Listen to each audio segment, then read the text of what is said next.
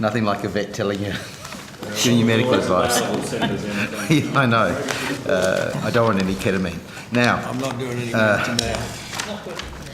can I just further to those questions raised by Senator Wong, Ms. Dave? You say that has a safety case been prepared to CASA? It is currently being prepared. It's currently being prepared? Yes. And can you provide us with a copy of that case? When it's completed, Senator? Right. Yep. So you're saying, but the decision is irrevocable or subject to the safety case? No, it's subject to the safety case. Right. Absolutely. You may remember it during this committee's inquiry on the 28th of November last year. There were issues in respect of LASO where there was a breach of CASA regulations in respect of LASO, but Air Services Australia still went ahead with that. That was something that was inadvertent? Yes. Right. But that was yes, Senator. That was inadvertent. So there's no way. So what is the process? You go to CASA. Will there be an opportunity for others other than Air Services Australia to make submissions in respect to that case? Or is it just a closed shop between CASA and the Air Services Australia? Senator, it's my understanding it's normal practice that Air Services submits the safety case. In regard to how CASA reviews that, do you have any? No. No, I don't really. We may need to call back CASA or have a separate hearing in relation to that, Chair. It's a very important issue. Okay, so we'll check that with CASA. Can I just ask whether Air Services has prepared... Just to assist you, Senator, it was suggested to CASA earlier that we may have a private briefing. That might be the opportunity for you to pursue whatever you're after. Sure.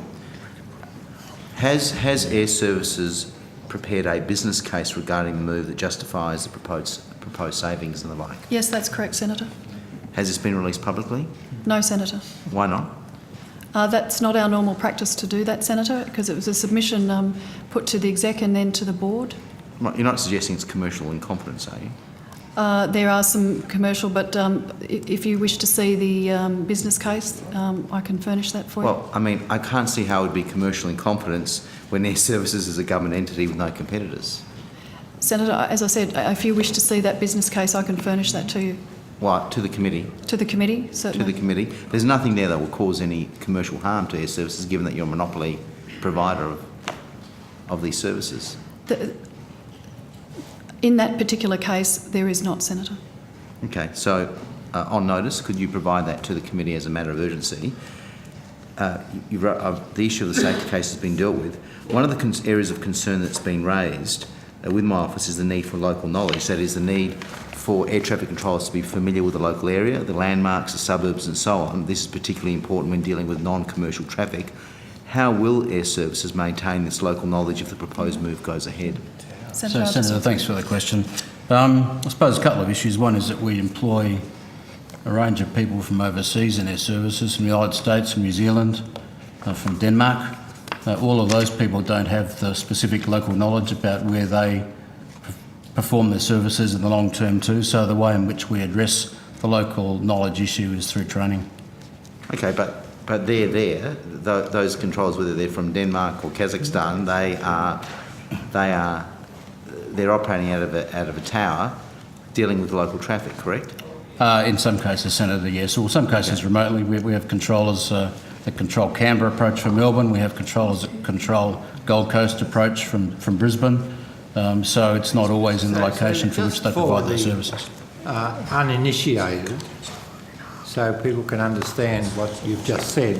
When you say control the approach, at what stage of the letdown does the local tower take over? Okay, Senator. So, for example, if you go out and get your flight tomorrow from, let's say it's from Canberra to Melbourne, when you get in your aircraft and you push back and taxi, you're in the jurisdiction of the control tower itself. So everyone who knows the control tower, it sits up there and stands out on the tarmac of the aerodrome.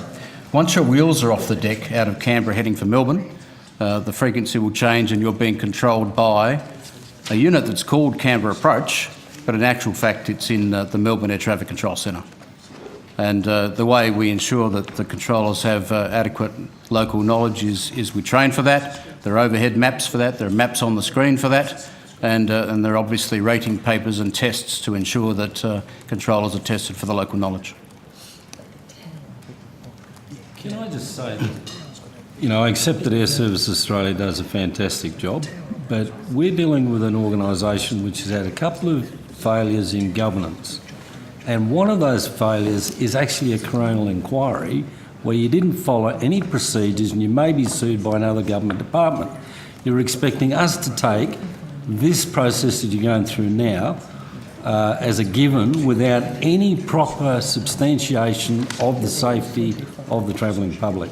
And I've got to look back and say, well, if I can read about a coronial inquiry where you didn't do the right thing, I have serious misgivings, and I join Senator Wong, and I'm sure there are other senators and members of parliament who say this should not go ahead, and the track record of this organisation isn't giving me any confidence at the due diligence level and the governance level, not at the ground level where the work is done.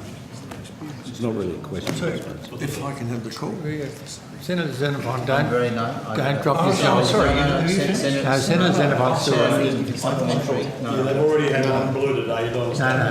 No, you finish it. Go on, Senator Xenophon. No, they're not supplementary. I thought. I've got a number of questions on a number of critical safety issues I just want to raise. So how will the knowledge be passed on if ATCs do not continue to come in from Adelaide? Are you saying it's training, even though they won't have that local knowledge?